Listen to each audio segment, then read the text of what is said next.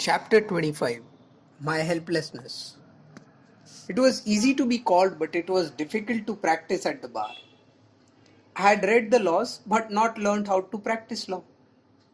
I had read with interest legal maxims, but did not know how to apply them in my profession. Sic utere tuo ut alienum non ledas. Use your property in such a way as not to damage that of others, was one of them.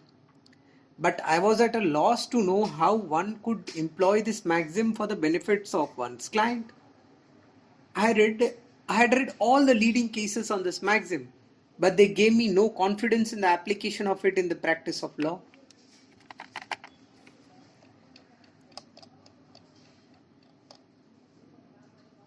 Besides, I had learned nothing at all of the Indian law.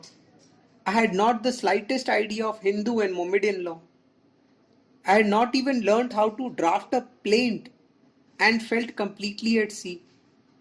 I had heard of Sir Firoz Shah Mehta as one of who roared like a lion in law courts. How I wondered could he have learnt the art in England?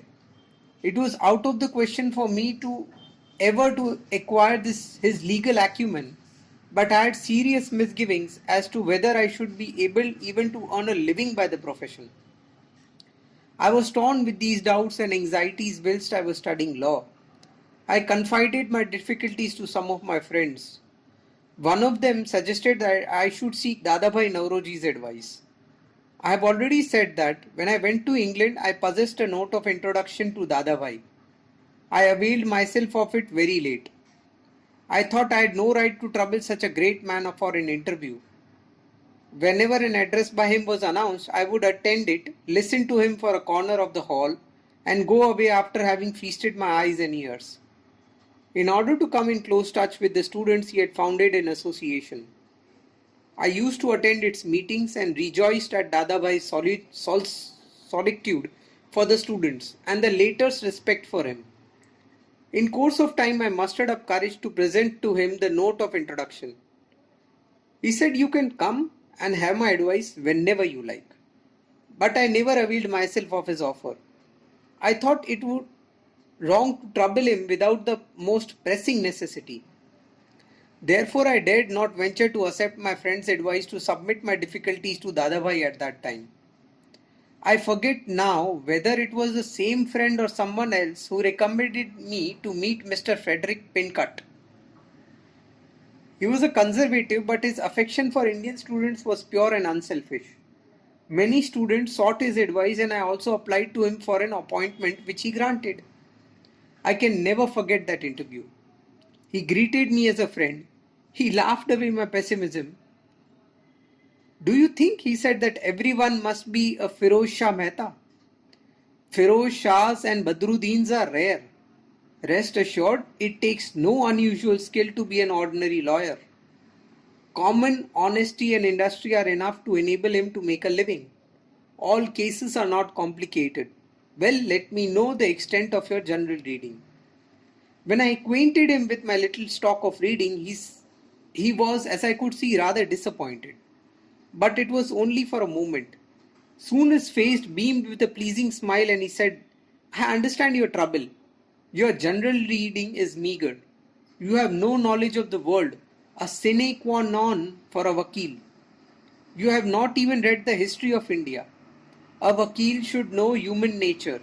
He should be able to read a man's character from his face. And every Indian ought to know Indian history. There was no connection with the practice of law, but you ought to have that knowledge. I see that you have not even read Kai's and Malleson's history of mutiny of 1857. Get hold of that at once and also read two more books to understand human nature." These were Lavater's and Schimmelpenninck's books on physiognomy. I was extremely grateful to this venerable friend. In his presence, I found all my fear gone, but as soon as I left him, I began to worry again. To know a man from his face was the question that haunted me as I thought of the two books on my way home. The next day, I purchased Lavater's book. Schimmelpenninck's was not available at the shop. I read Lavater's book and found it more difficult than Snell's Equity and scarcely interesting. I studied Shakespeare's physiognomy, but did not acquire the knack of finding out the Shakespeares walking up and down the streets of London. Lavater's book did not add to my knowledge, but Mr. Pinker's advice did me very little direct service, but his kindliness stood me in good stead. His smiling open face stayed in my memory, and I trusted his advice that Firoz Shah Mehta's acumen, memory and adaptability were not essential to the making of a successful lawyer. Honesty and industry were enough. And as I had a fair share of these last, I felt somewhat reassured. I could not read Keyes and Mallison's volume in England, but I did so in South Africa, as I had made a point of reading them at the first opportunity. Thus, with just a little leaven of hope mixed with my despair, I landed at Bombay from SS Assam. The sea was rough in the harbour, and I had to reach the quay in a launch.